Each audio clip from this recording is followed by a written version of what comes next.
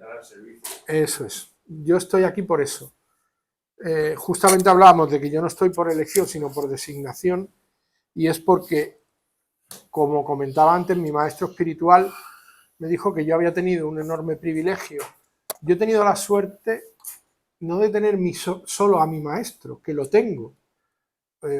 En la cultura hindú hay dos tipos de gurús, el Diksha Guru y el Siksha Guru. El Diksha Guru es el maestro que te inicia la espiritualidad. El proceso de iniciación es un proceso en el que uno se presenta ante Dios y le comunica que desea servirle. Es decir, oye, yo pido a mi maestro que me presente a Dios porque yo quiero ser lo que ellos llaman devoto. Un devoto es alguien que desea servir a Dios. Entonces, es como el bautismo cristiano. Es un proceso de iniciación en el que en el bautismo los padres le ofrecen a Dios el que quieren que su hijo reciba la cultura espiritual de Cristo, ¿no? De las enseñanzas de la Iglesia Católica a través de las enseñanzas de Cristo. De hecho, Cristo es reconocido como uno de los avatares de presencia divina en la tierra por toda la cultura hindú. Es reconocido como un avatar divino. Y en esa iniciación el Diksha Guru te presenta ante Dios. El respeto ante el Diksha Guru es esencial desde el punto de vista de un devoto. Tenemos una relación personal y espiritual con nuestro maestro. Pero luego están los Siksha Gurus, que son maestros que te enseñan, que por diferentes razones se relacionan contigo y como maestros espirituales tienen la capacidad de enseñarte más cosas. Y yo he servido como traductor durante muchos años a muchos maestros espirituales. Entonces he tenido la suerte de ser traductor de mi Diksha Guru y de muchos Siksha Gurus, de otros gurus que siendo maestros espirituales que se llevan bien con mi maestro, cuando vienen a España le piden a sus devotos que me llamen para traducir para ellos, ¿vale? Entonces mis conocimientos, que es lo que él quería, mi Diksha Guru quería que compartiese, provienen del aprendizaje de muchos maestros espirituales, no de uno solo. Esto es una suerte que yo he tenido porque pues, Dios lo ha querido así. Le miro a él porque él es discípulo del mismo maestro que yo. Hemos sido iniciados por el mismo Diksha Guru. Sí. Y es lo que le decía, es el presidente de la Sri Krishna Chaitanya Mission, que es como decir el Papa de la India. Hemos tenido la suerte de que nuestro maestro justamente es el más reconocido en la India. Pero digo la suerte porque son avatares, son circunstancias que provienen del destino y de Dios. Pero no vamos a hablar más de esto, vamos a hablar de su duda. De la duda que usted decía que no sabe si antes es la reflexión o la meditación. Bueno, pues la duda que tú tienes es si el proceso mental debe anteponerse ante el proceso presencial, porque cuando uno medita lo que intenta es estar presente ante la esencia de sí mismo, ante la espiritualidad de sí mismo, evitar el pensamiento para percibir la manifestación de uno mismo, y el que se anteponga una circunstancia a la otra solo depende de una sencilla cuestión del interlocutor. No todos somos iguales. Los seres humanos no somos ninguno igual que otro. Pero al final se pueden hacer cosas que no van. Sí, pero no dependen de una receta. Porque si hubiera una receta, la felicidad sería un pastel de chocolate. Y todos sabríamos hacerlo. Sería un trabajo. Sí, si hubiera una receta exacta, no tendría complicación y lo podríamos trasladar de unos a otros. La complejidad de la receta reside en que para que esté bien cocinada depende del cocinero. Es decir, cada interlocutor tendrá una receta personal propia y única, que no podrá trasladar como tal receta a nadie más, aunque sí puede trasladar los ingredientes. Yo le puedo decir a otro cocinero, la tortilla de patata lleva huevos y patatas, y es recomendable que uses aceite de oliva. Pero si ese otro cocinero le pone cebolla y elige aceite de girasol y elige mejores patatas y mejores huevos que los míos, a lo mejor su patata y sus huevos terminan haciendo una tortilla más rica que la mía. ¿Para quién es rica la tortilla? Para el que la cocina. ¿Cuál es el proceso del crecimiento espiritual? El del individuo que crece. Si un individuo realiza multitud de acciones y no produce ningún crecimiento espiritual en sí mismo, sus acciones no son correctas, su receta no funciona. Entonces viene otro y le dice, es que a tu receta le faltan huevos, es que tú no meditas, es que a tu receta le faltan patatas, es que tú no reflexionas, es que a tu receta le faltan... Y te pueden dar muchos ingredientes. Estamos de acuerdo en que te pueden dar muchos ingredientes. Pero la receta que tú necesitas depende de cómo tú usas los ingredientes para que sea la mejor receta para ti. Por lo tanto, decir hoy día a alguien, ¿te falta reflexión antes de la meditación o te falta meditación antes de la reflexión? Podría ser un enorme atrevimiento, ¿verdad, José? Tú lo ves como yo, ¿no? Lo que a nosotros nos enseñan los maestros es que el proceso depende de cada persona y que ellos nos dan infinidad de conocimiento y que crece como una semilla dentro de cada individuo en función del sustrato que alimenta esa simiente. Cada sustrato, cada persona somos diferentes. Necesitamos la simiente diferente y crece de forma diferente, aunque el objetivo final no es más que nuestro crecimiento espiritual. Eso es lo que nos une a todos. Si intentas tú ser crítico contigo mismo por cómo desarrollas el proceso, te estás torturando inútilmente. Lo que debes hacer es lo que hacemos todos con todas las recetas de la vida, ensayo y error. Probar, buenas tardes, Eva. Probar qué es lo que te funciona. Si crees que debes reflexionar para poder meditar conforme a tu expectativa, reflexiona.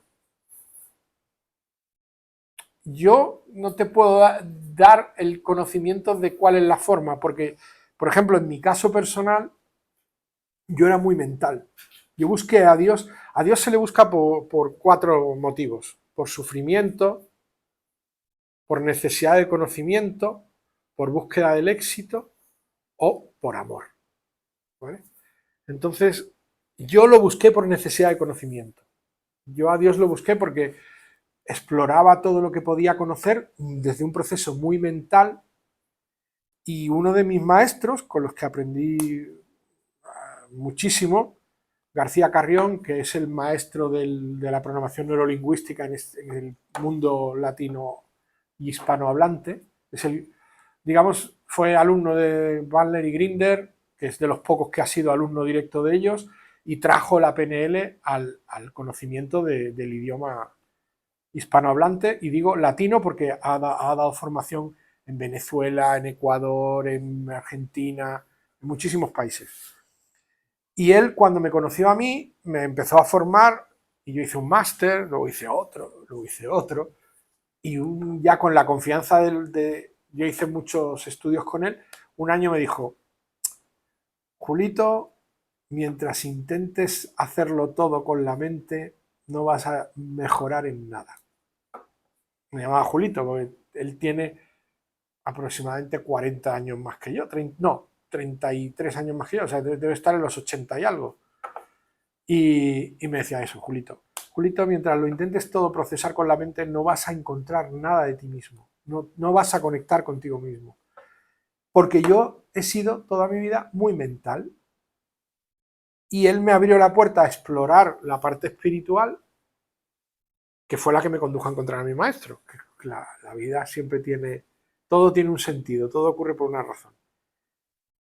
Y ahora tampoco puedo decir que porque ahora soy mucho más espiritual e intento no procesar con la mente, lo estoy haciendo mejor que antes. No puedo decir eso. Yo lo estoy haciendo mejor que antes porque tengo más experiencia, más conocimiento, más capacidad, pero no porque mi receta ahora sea mejor que la de antes, sino porque yo soy mejor que el de antes. Yo soy mejor cocinero, pero no necesariamente la receta es mejor. Serías injusto contigo mismo. Eso es. Yo en aquel momento utilizaba la receta que aquel cocinero era capaz de cocinar. Y ahora utilizo una receta que un mejor cocinero es capaz de cocinar mejor. Entonces, ¿cuál es la receta que funciona? Seguir creciendo, seguir desarrollándote espiritualmente, seguir evolucionando como individuo único en tu proceso de crecimiento. Pero si esperas que alguien te dé la receta, repetimos, seríamos un pastel, o sea, la felicidad sería un pastel de chocolate. Y sería tan sencillo como la película de Matrix, ¿no? ¿Qué quieres? ¿La pastilla roja o la pastilla azul? No, no hay pastillas que te den la solución para tu desarrollo espiritual, es tu trabajo. Pero a ti te ayudó con la mentalidad. En no trabajar tu mente, alguien te abrió la luz. La paz es el sentido de la felicidad. O sea, la felicidad no existe si no hay paz interior. Y la paz no se alcanza sin comprensión. Es necesario un proceso intelectivo, intelectual, de conocimiento, de comprensión. El conocimiento es relevante, pero solo durante un tiempo. El Bhagavad Gita en el capítulo 18 dice: abandona todo tipo de especulación y conocimiento y tan solo entrégate a mí. Jesucristo dice: deja todo tipo de deseos, abandona todo lo que posees y sígueme. Al cabo y al cambio dicen lo mismo, el Bhagavad Gita y Jesucristo en el Evangelio. Se trata de que tú procesas las cosas mentalmente para comprenderlas, pero cuando comprendes la realidad espiritual ya no necesitas la comprensión, porque te conectas con ella. Conectarse con la realidad espiritual es una experiencia en sí mismo. Llegar a ello requiere conocimiento, porque ni siquiera comprendemos la importancia de esa conexión si no la conocemos. Tenemos que entender de dónde viene, qué sentido tiene, para qué sirve, qué nos ofrece, cómo se vive. Pero en cuanto experimentas una conexión con tu ser espiritual, con tu esencia realmente, el conocimiento deja de tener valor, que es lo que te piden todos los avatares divinos. Que conozcas lo suficiente para poder confiar en la fe de entregarte a tu espiritualidad, pero cuando te conectes con ella, olvídate, porque todo lo demás ya no te hace falta. No sé si me estoy explicando muy bien. Pero esas luces son las que yo busco. Eso se trabaja con paciencia y tiempo. En el crecimiento espiritual, la naturaleza no es más que una manifestación de la esencia divina. Lo que vemos cada día, todo lo que nos rodea, es una manifestación de Dios. Dios no crea por casualidad, Dios crea con un sentido. Y el sentido de lo creado es hacer comprender a los creados cuáles son las reglas de la creación. Y la naturaleza te enseña que todo requiere su tiempo. Si arrojas una semilla de una manzana, parece que la has tirado al suelo, pero esa semilla, si tiene buen arraigo y un buen sustrato, dentro de 6 meses lanzará un brote y dentro de 6 años tendrá una planta y dentro de 12 un árbol y dentro de 14 estará dando manzanas increíblemente sabrosas y ricas. Pero no puede esperar que eso ocurra en 14 días. Entonces, si la naturaleza te está exponiendo las reglas divinas y las cosas requieren su trabajo y su tiempo, el trabajo que hacemos sobre nosotros mismos está sujeto a esas mismas reglas. El trabajo que yo hago sobre mí va a requerir un tiempo para dar su fruto. ¿Sí o no? Entonces no sé si esto responde a esa tremenda duda de si es primero el conocimiento y luego la meditación, o primero la meditación y luego el conocimiento. Lo que pasa es que, a ver, igual no es pertinente hablar, sino escuchar, eso estoy de acuerdo. Pero yo llevo haciendo meditación unos 3 años y yo me estoy notando un cambio radical en mí. Estoy consiguiendo paz interior. Yo tenía una vida muy agitada. Entonces estoy conociendo lo que es la paz interior, estoy conociendo la espiritualidad, pero claro, siempre me entra la duda de si lo estoy haciendo suficientemente bien. A ver, los cambios que yo pueda estar haciendo, y repito, que a lo mejor es una tontería que estoy hablando de mí, he ido a Julio ahí. Pero yo noto que efectivamente consigo profundizar. Lo que pasa, por ejemplo, estos días he estado meditando, reflexionando sobre la aceptación, y entonces eso veo que solamente conozco la cabecera de la reflexión. Claro, si yo aquí te estoy de alguna manera ofendiendo, tengo que ser consciente de que te estoy ofendiendo y tengo que reflexionar para modificar. Ahí estoy yo, mi gran puñetera duda. La cultura védica expresa el conocimiento en base a las limitaciones del ser humano. El proceso de meditación requiere un silencio mental que es muy difícil de conseguir, porque la mente es como un mono que salta de rama en rama. La mente continuamente salta de pensamiento a pensamiento y encontrar la paz o el silencio es muy complicado. Requiere un entrenamiento férreo, mucho tiempo, mucho sacrificio, y el ser humano no es sacrificado ni suele dedicar tiempo a nada. Entonces, ¿qué hace la cultura védica? Te ofrece herramientas más sencillas. La cultura védica encuentra en el Maha Mantra, que es el canto de un mantra, de repetir unos nombres, Hare Krishna, Krishna Krishna, Hare Hare, Hare Rama, Rama Rama, Hare Hare. Ese mantra, que es considerado el Maha Mantra, el más grande de todos los mantras, todo lo que se repite son nombres de Dios. Y en el Bhagavad Gita, Dios, en una de sus presencias en la tierra como avatar divino, cuando se encarna en la figura de Krishna, manifiesta que él es su propio nombre. Es decir, que si tú pronuncias su nombre, tú tienes a Dios contigo. El recitar el Maha Mantra es lo que los Vedas recomiendan para las personas a las que les cuesta mucho trabajo meditar.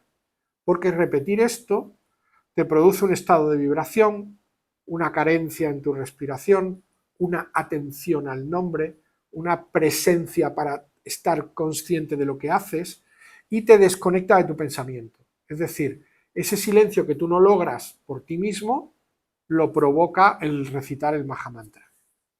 Cuando yo conocí a mi maestro me dijo que yo cantase el Maha Mantra, que me cambiaría mi vida. Yo aprendí esa enseñanza. Leí el Bhagavad Gita y en el Bhagavad Gita lo repite multitud de veces. Conclusión, que yo estaba convencido de que ese era el camino. Y yo tomé, como has hablado de ti, yo te hablo de mí para que entiendas la similitud y veas el proceso, ¿no? Y yo tomé el procedimiento, ¿no? Y entonces yo me levantaba por las mañanas, Hare Krishna, Hare Krishna. Esto se canta con lo que se llama un Japamala. Hay dos. Este tiene 108 cuentas, este tiene 24, no, 27. ¿Vale? El Japa sí es como un rosario y cada vez que pronuncias el mantra pasas una bolita.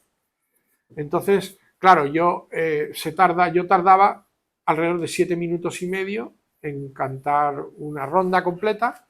Yo me levantaba por las mañanas, cogía el mantra, 15 minutitos, hacía 2 ronditas y me hacía mi vida.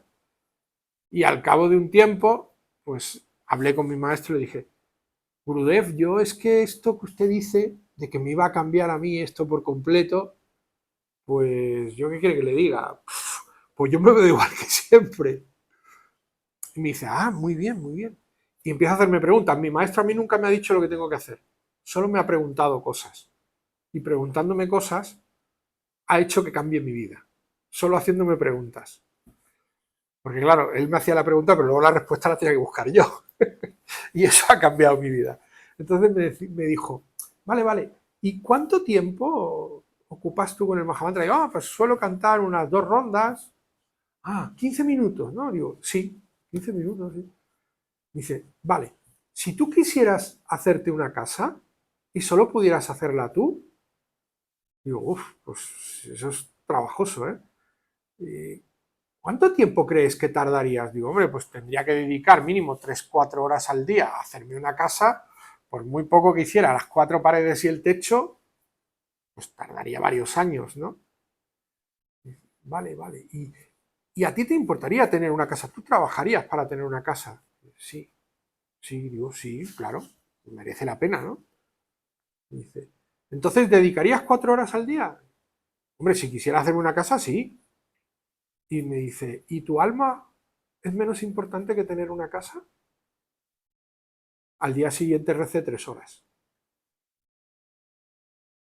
Me levanté a las 5 de la mañana y estuve cantando mantra hasta las 8. A los 3 meses sentí esa experiencia que tú manifiestas. Me había convertido en alguien diferente. Tenía sentido para mí estar aquí. Antes, nada de esto tenía ningún sentido para mí. Claro que hay que dedicar tiempo, claro que nos va a cambiar. El tiempo que dedicas a que algo cambie, cambia las cosas. No pasa, las cosas no suceden porque sí, ni el tiempo pasa inútilmente. Todo el tiempo que dediques a algo que vale la pena va a tener un fruto que recoger y te va a cambiar. Hay una famosísima hindú que se llama Amma, que viaja por el mundo abrazando a la gente. Y la gente dice que cuando Amma la abraza, les cambia la vida. Y Amma escribe un libro pequeñito, muy sencillito de leer, en el que dice justamente eso, que una persona que es capaz de dedicar 2 o 3 horas en su vida a la meditación, al cabo de un par de años no es la misma persona, ni se parece. Y es una de las almas más reconocidas como un alma profundamente inspirada espiritualmente en la India. No lo estoy diciendo yo, lo dicen los grandes maestros. Entonces, obviamente sí que todo el trabajo que vas a hacer, todo el trabajo que hacemos todos aquí, repercute en nuestro bienestar, en el desarrollo de nuestra alma, en el crecimiento de nuestra esencia. El problema de la naturaleza material es que te desconecta necesariamente de la espiritual. Somos como el agua y el aceite. Lo material y lo espiritual se pueden juntar, pero no se pueden mezclar. Tú remueves un vaso de agua con aceite y al cabo de 5 minutos otra vez el agua está arriba y el aceite está abajo. Esto va a ser siempre así. Nuestra naturaleza material va a tender siempre a lo que hace lo material, a nuestro instinto animal.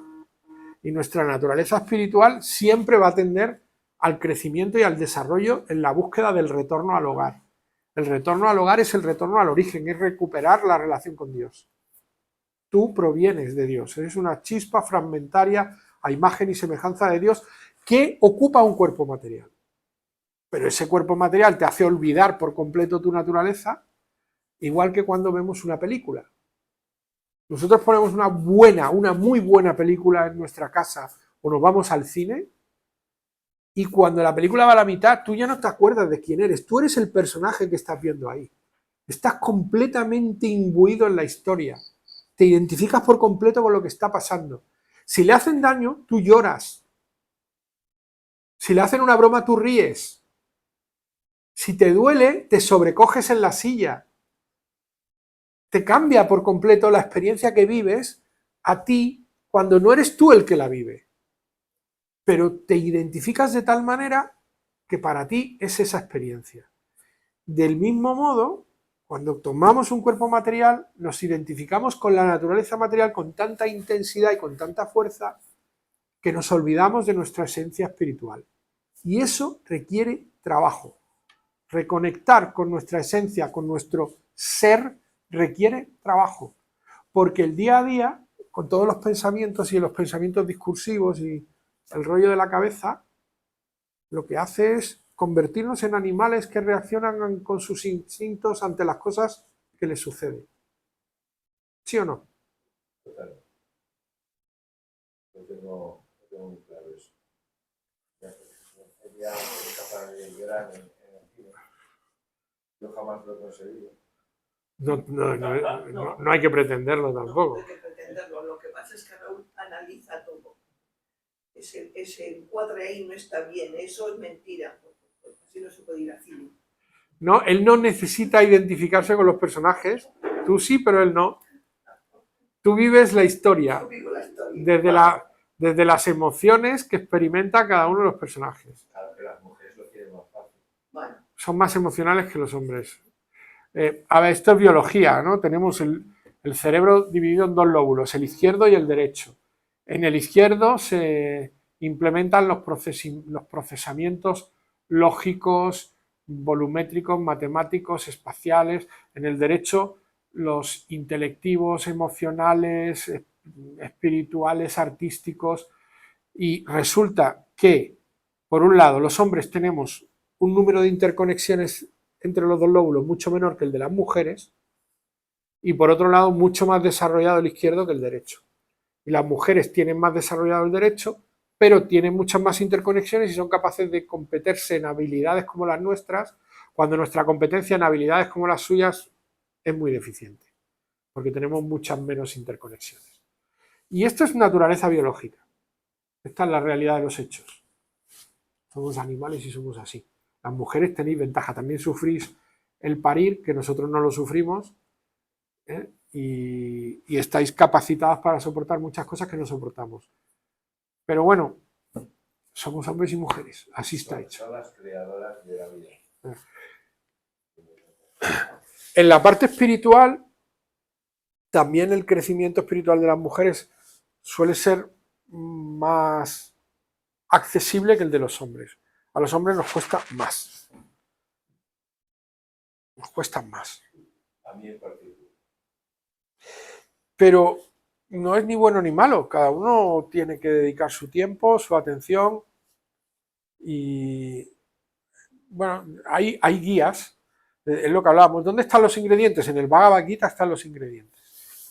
En ese libro te habla de quién eres tú, quién es la jiva, quién es el alma, quién es Dios, qué es el karma, la acción-reacción, qué es kala, qué es el tiempo, el proceso del tiempo, y cómo se experimenta la vivencia de la naturaleza material. Te habla de la relación entre lo material y lo espiritual, del por qué tú vives de una manera, te habla de la naturaleza de Dios, cómo es Dios y cómo crea el mundo y cómo tú te relacionas con él. Es el libro más antiguo escrito por el hombre a día de hoy, reconocido a día de hoy, es el más antiguo. Se supone, por el conocimiento espiritual hindú, que está inspirado de manera divina y que Vyasadeva, que es el transcriptor del libro, lo escribió hace unos 10.000 años, que no se pudo mantener en papel, pero se cantaba, era un canto. El libro está formado por 800 versos que se extraen del libro más largo y extenso que ha escrito el hombre, que tiene 764.000 versos, me parece. Y ese libro está datado hace unos 5.000 años. No se conoce la antigüedad del Gita, pero todos los grandes estudiosos del Rig Veda hablan de como mínimo 3.700 años y lo razonable es pensar que tiene unos 5.000. Y en esta antigüedad de conocimiento se habla de todo lo que el ser humano necesita. 5.000 años después no tenemos ningún conocimiento mejor. Si queremos saber acerca del karma, de la acción-reacción, si queremos saber acerca del alma, si queremos saber acerca de Dios, todo lo que explica el Gita luego se ha reproducido en la Biblia, en el Corán, en todas las enseñanzas que tienen que ver con la espiritualidad tienen un vínculo intimísimo con el Bhagavad Gita. Y de hecho, los evangelios apócrifos hablan de la presencia de Jesucristo en la India y que él se formó espiritualmente allí. Que cuando Isha, cuando desaparece con 19 años y vuelve a aparecer con 33, esos 14 años se supone que ha estado en la India. ¿Estuvo con los eremitas? Yo no tengo certeza de nada de eso, porque... Sí, pero yo lo que sí... Yo mi libro de cabecera es el Bhagavad Gita. Es un libro que me ha concedido el placer de sorprenderme 18 veces. Cada vez que lo leo me sorprende de nuevo. Entonces, es un libro que depende de ti, al igual que de él. Él tiene el conocimiento y tú, como he repetido antes, si tú eres mejor cocinero, cocinas mejor con el libro. La receta mejora. Entonces, cada vez que lo lees y ha pasado un tiempo y tú estás más cualificado para comprender, comprendes muchas más cosas. Y encuentras muchos significados que entre líneas habías pasado por alto en tus anteriores lecturas. Porque el conocimiento está, pero tú no estabas cualificado para comprenderlo. Entonces es un libro que se deja leer todas las veces que quieras. Y además yo, por ejemplo, tengo la costumbre cuando estoy atascado con algo, abro el libro por alguna parte, leo lo que pone ahí y suele darme una respuesta. Entonces yo lo uso mucho para eso, ¿no? Pero bueno, puede decirse que es uno de los libros más leídos del mundo. Supongo que por algo será. Junto con la Biblia, creo que son los dos libros más leídos del mundo. Y bueno, ahora me he quedado ya en el punto muerto porque he terminado de lo que estábamos. No sé si hemos estado contestando un poco a las inquietudes de Raúl. ¿Queréis tratar vosotros algún tema? Luego, el pensamiento, digamos, la mente del hombre es muy pequeña y muy limitada. Al final te vas a tener que rendir a... No puedes entender todo, no puedes comprender todo. Al final tu mente tiene que llegar a un momento donde hay una rendición terrible, a un silencio, y en ese silencio, si se te da la gracia, se te da... Porque la mente del hombre, por muy vasta que sea, no vas a poder racionalizar todo, no vas a poder comprender todo. Al final, La intimidad con Dios es misericordia divina. Tú puedes pedirle a Dios infinidad de veces lo que quieres y puede que te escuche, puede que no. Pero si te escucha es por su misericordia. No es porque tú hayas insistido mucho, que nosotros insistimos mucho, sobre todo en pedir. En pedir insistimos mucho. En la sesión anterior estuvimos hablando de rezar y yo les explicaba que yo nunca le pido a Dios porque me considero soberbio si lo hago. Entonces no pido. Yo intento comunicarme con Dios. Por cierto, que quería comunicaros eso, que estuve charlando con uno de mis Diksha Gurus y me dijo que cuando canto mantra, aunque yo considero que no hay comunicación porque no es bidireccional, estoy equivocado. Él dice, cuando cantas mantra, es una comunicación con Dios. Aunque tú creas que no es bidireccional, sí lo es. Porque el cantar el mantra le trae a ti en presencia y aunque no le estés pidiendo nada, le estás teniendo presente. Eso es comunicación. Hablábamos de cuando un marido mira a su esposa o cuando la esposa mira a su marido. No se dicen nada, pero con la mirada lo entienden todo. Pues esto es lo que me decía, José me decía, no, tienes que tener presente que cuando tú le cantas, él está presente en ti y esa presencia es comunicación. Te estás comunicando con él, aunque tú creas que no, porque no hay, tú crees que no hay transferencia, pero sí la hay. Entonces, al final, la comunicación espiritual no tiene la forma de la comunicación material. Y esa meditación que haces puede ser perfectamente una comunicación espiritual. ¿Vale? Igual que cuando la haces tú, Julio, lo es también, ¿no? Sí, que no basta, no buscamos tú estás cantando un mantra, estás cambiando toda la vibración, estás cambiando por su presencia, todo tu estado de conciencia. Para su presencia. Yo creo que la presencia siempre está, pero es una forma donde tú puedes sentir que eso es donde me mostró el error es en que yo pensaba que la comunicación debiera ser en ambos sentidos como lo es en el mundo material. Pero me dijo, no, en el mundo espiritual la presencia es eso. ¿Tienes el Gita? Físicamente. 9.29. Porque no me fío de ese. No, es muy bueno, pero no me fío de ese. Eso es lo malo, que me acuerdo de memoria de los otros. Vale.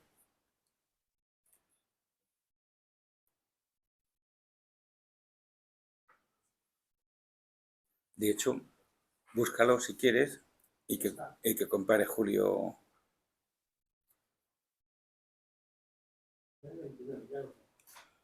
Yo no envidio a nadie, ni soy parcial con nadie. Yo tengo la misma disposición para con todos. Pero todo el que me presta servicio con devoción es un amigo y está en mí. Y yo también soy un amigo para él. Automáticamente, en cuanto él no hace distinción de una persona que nosotros decimos esta es buena y esta es mala. Para él somos todos exactamente iguales, tanto el sacerdote como un asesino. O sea, no hay distinción. No Sin odia embargo, ni favorece a nadie de ninguna sin forma. embargo, aquellas personas que le ofrecen bhakti, que sí le sirven, automáticamente, al traerlo a ti, está contigo y tú estás con él. Así de simple. Es una autopista. Por favor, otra vez. Sí, claro.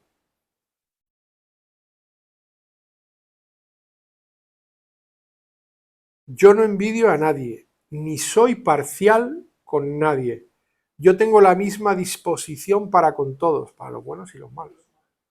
Pero todo el que me presta servicio con devoción es un amigo y está en mí.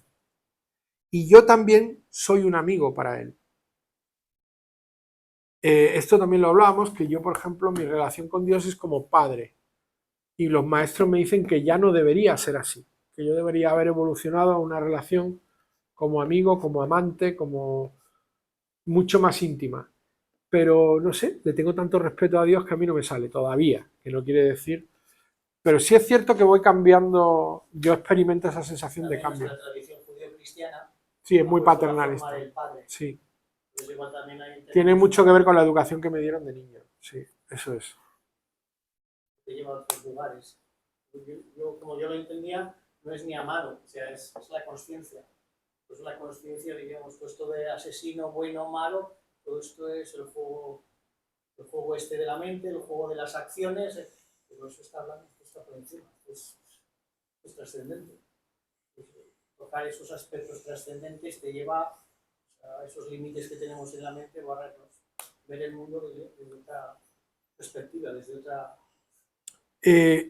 El cambio significativo se produce en el ser humano cuando deja de juzgar, cuando observa atentamente sin ningún juicio.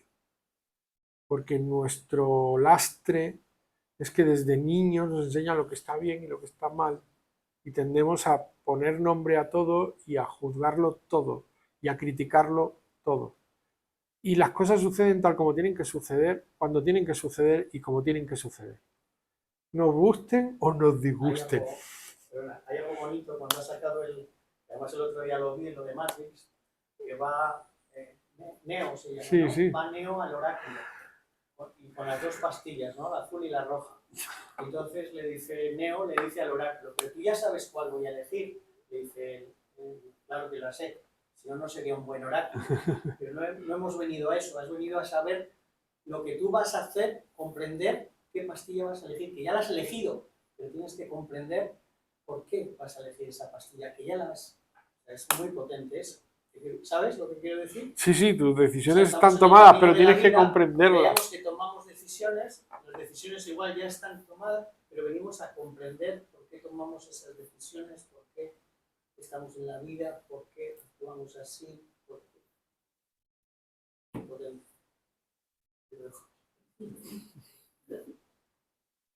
Bueno, esto es lo que hacemos todos los días cuando nos juntamos aquí. Me apasiona. Bueno, pues se ve que el amigo Julio te dio un buen consejo. No, salió... Claro, lo que pasa es que él fue a un espacio donde hacemos meditación y silencio. Se dan unas pautas y se crea un entorno gratuito, que podéis, os invito a todos, que es para toda la ciudadanía. Y entonces él nació con unas preguntas. Y claro, no era el lugar, porque ahí vamos a hacer silencio, ¿no? Para dar la respuesta o... Oye, pues... Fue inadecuado. No, igual fue adecuado porque... Bien, por O eso sea, fue muy adecuado. Claro, ¿ves? Fue muy adecuado. ¿Sabes lo que pasa? La verdad es que al final, si no preguntas, no aprendes. Aunque sea preguntarle a tu interior, a tu maestro, o preguntarle a Dios, tenga el nombre que tenga. Entonces, soy consciente de que las preguntas las hago y me las hago. Y es una manera razonable para mí de aprender. Adelante. yo estoy con la pelea de que Capítulo 2. de La que batalla de Arjuna. de que los cambios profundos, y quizás se ha equivocado, vienen de la reflexión. La meditación te hace paz interior, te hace ser más sereno y estar en conexión contigo mismo, ¿no? Cuando callas a la cotorra que tenemos, pues puedes estar contigo. Pero son tan pocos segundos los que yo noto que estoy en un impasse de un pensamiento a otro. Son tan pocos segundos. Oye, me frustro. Pues entonces, si bien... Dicen que una gota de luz quita como eran 1000 años de sombra. Una chispa de luz te quita 1000 años de sombra. Si te Como ha sirve... dicho Julio con respecto a la casa, a mí me pasa a mí. ¿Sabes? O sea, que pretendo hacer la casa rápidamente en 4 horas. Si te sirve de consuelo, yo solo he experimentado a Dios un par de veces en mi vida y me pasó lo mismo que a ti, que en ese simple segundo en el que estaba todo presente, como yo quería entenderlo, se fue toda la mierda.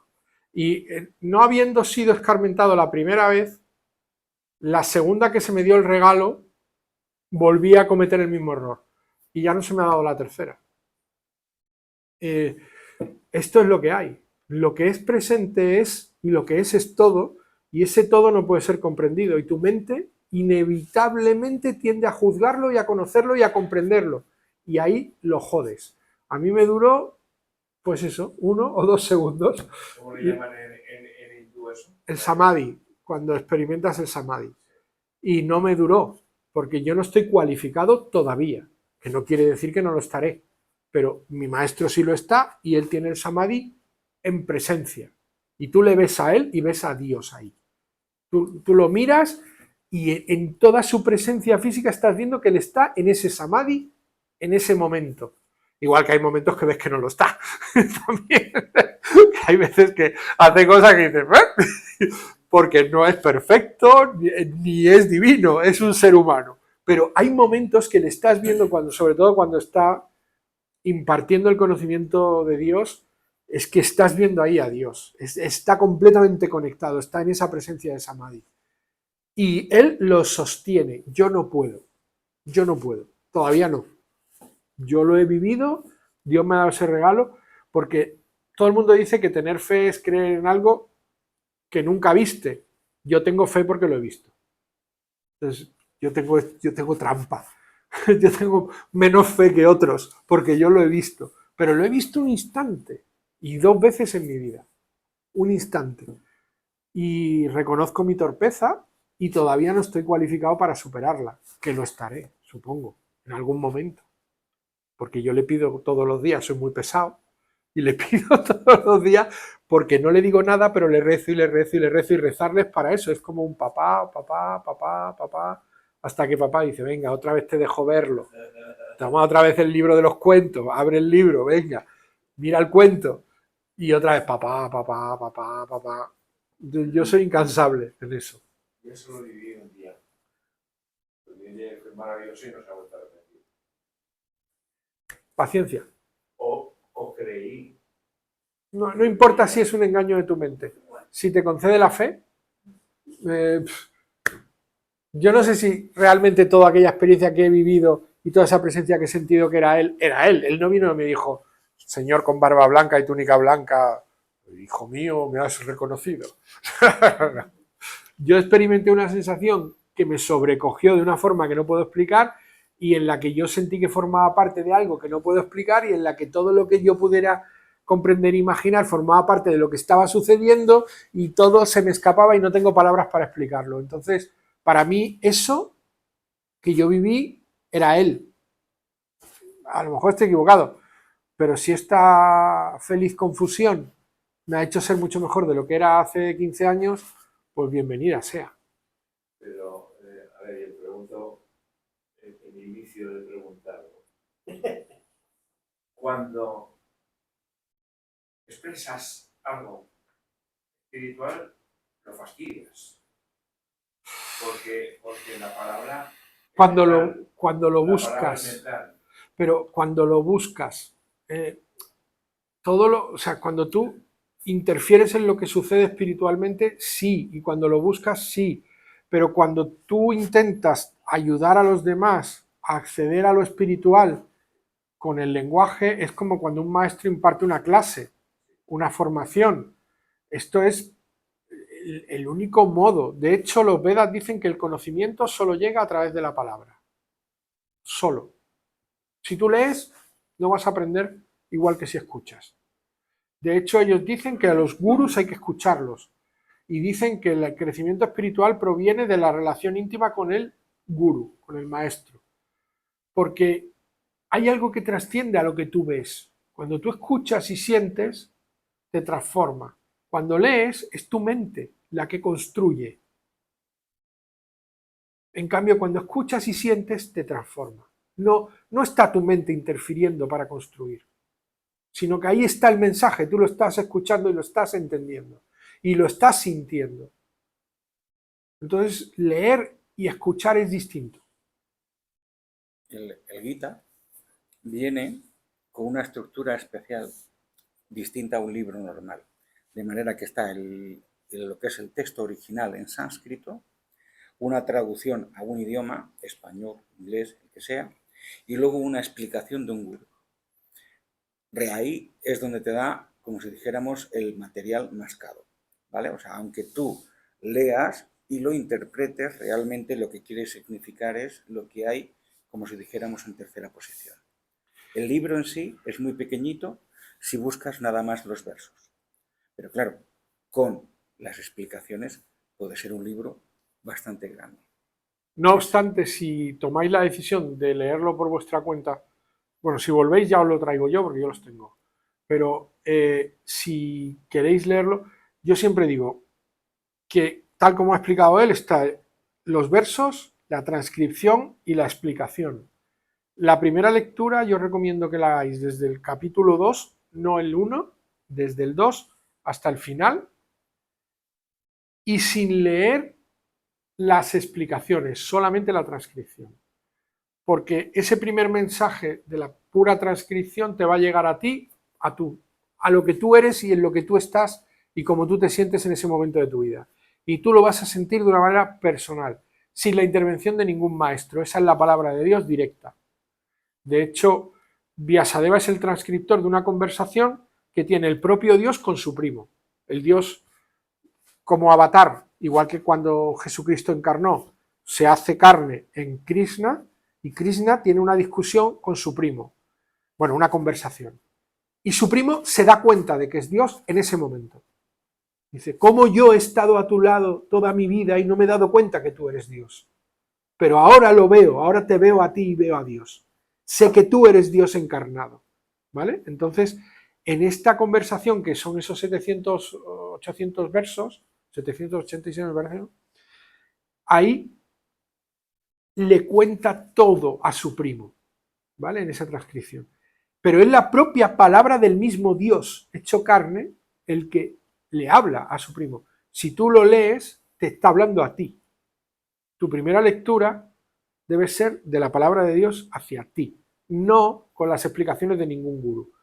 Luego ya, la siguiente lectura léetela con las explicaciones, pero la primera es que te va a dar a ti en el corazón, te va a dar a ti lo que te tiene que dar, te va a mostrar la palabra divina directa a ti, y a ti te va a significar una cosa que no le significa a nadie más cuando lo lee, solo a ti. Entonces yo recomiendo que la primera vez no leáis las explicaciones. Hay que estar preparado para ese estado. No, el Gita está hecho para cualquier ser humano en cualquier momento. Es el libro base para el conocimiento de la espiritualidad. Y se escribe para que todo el mundo lo pueda entender. Y lo tienes físicamente. Sí, que digo que si queréis el lunes próximo los traigo. Sí, suelo traer, es que muchísimas veces me podrías haber pillado aquí con uno. La semana pasada no, la anterior traje, la anterior también, pero la semana pasada no, esta semana tampoco, depende. Pero, y además suelo tener en el coche, pero me acabo de cambiar de coche porque mi coche hizo pum y no hay ninguno en mi coche.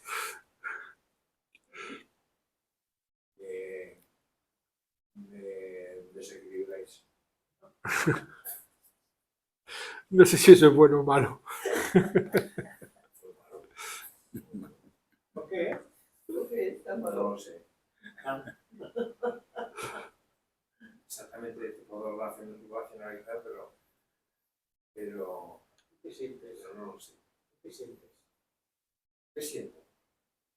¿Qué piensas? ¿Qué sientes? Incompetencia. Eso es incorrecto.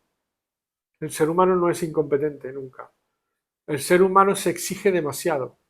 El ser humano no está obligado a hacer nada más que aquello que alcance y que pueda hacer con su mejor voluntad.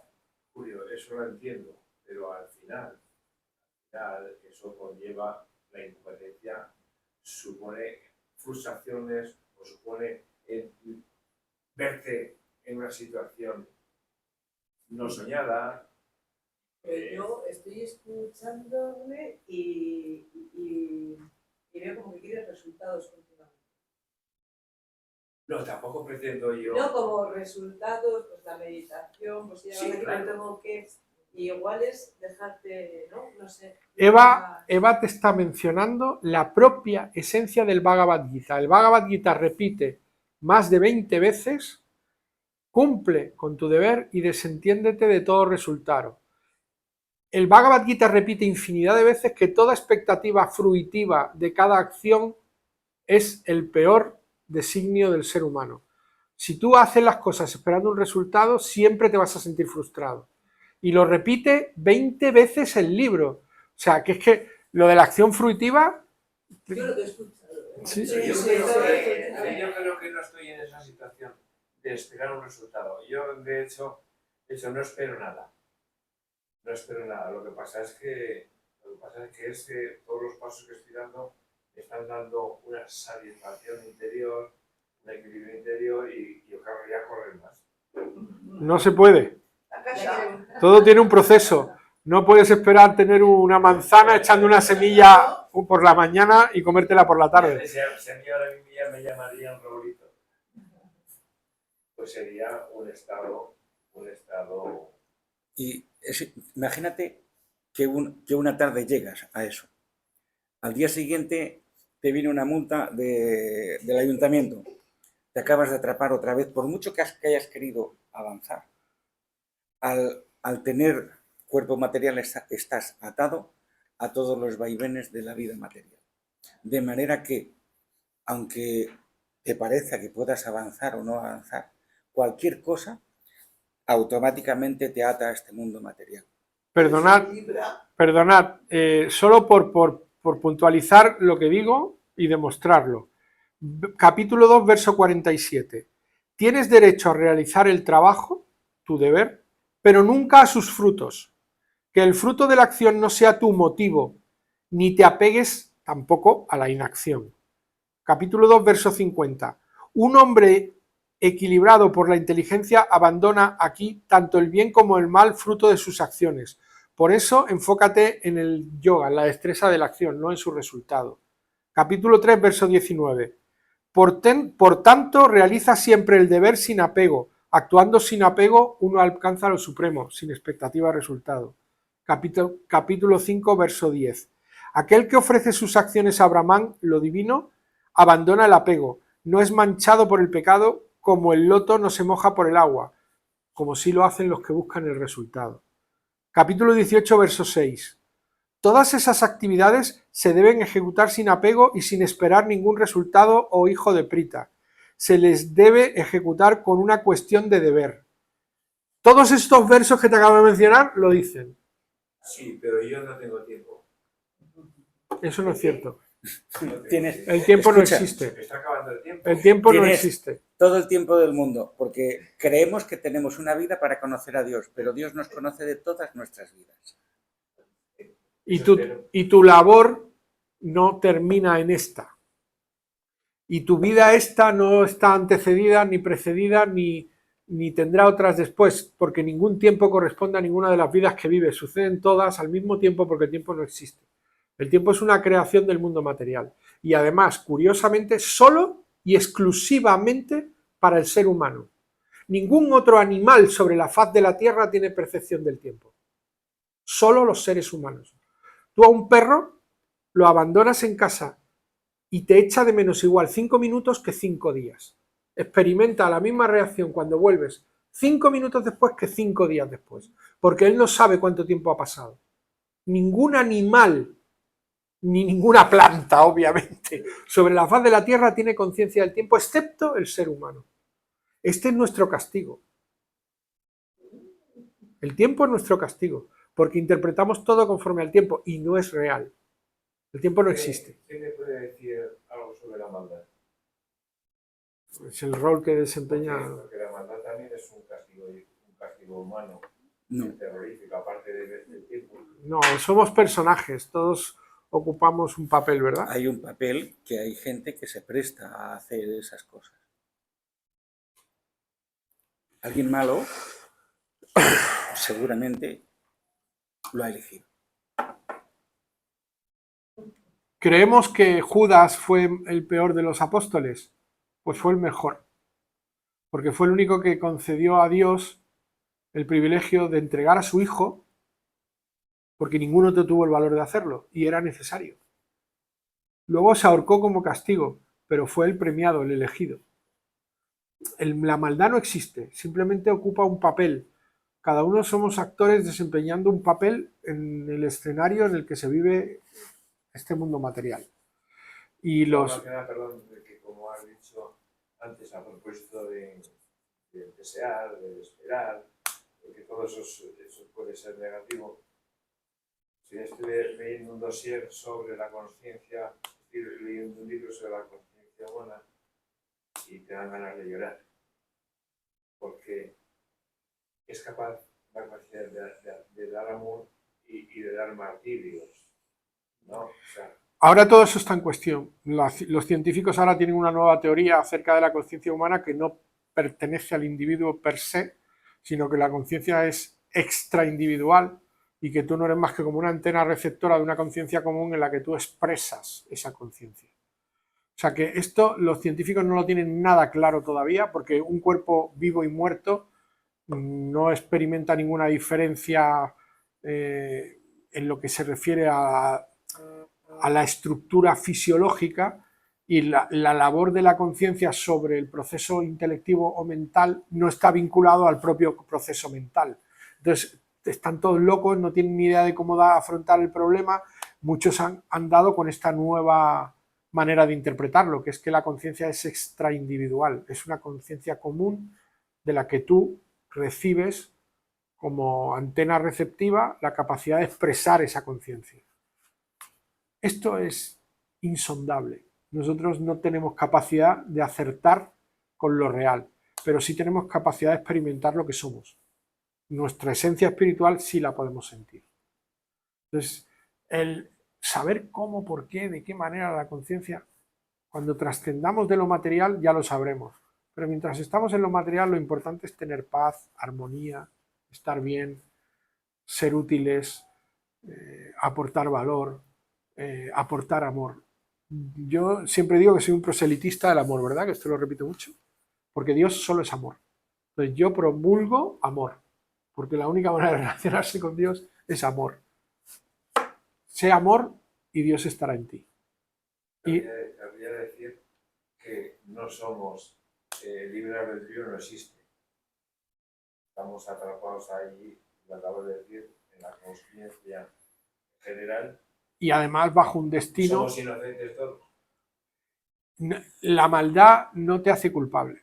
La maldad te hace expresarse. Hay hombres que expresan la maldad y hombres que expresan la bondad. Bueno, esto lo hablaremos cuando hablemos de las gunas. Hay gunas que son la ignorancia, la pasión y el amor. Entonces tú puedes tener más de una o de otra. Si estás en la ignorancia, la maldad es total. Porque si ignora por completo la presencia espiritual, un ser humano es capaz de lo peor. Porque no hay más que sí mismo. Luego está la pasión, en la que te vinculas de una manera apasionada con unas cosas u otras y lo que buscas es el placer, la satisfacción, la autorrealización, la complacencia.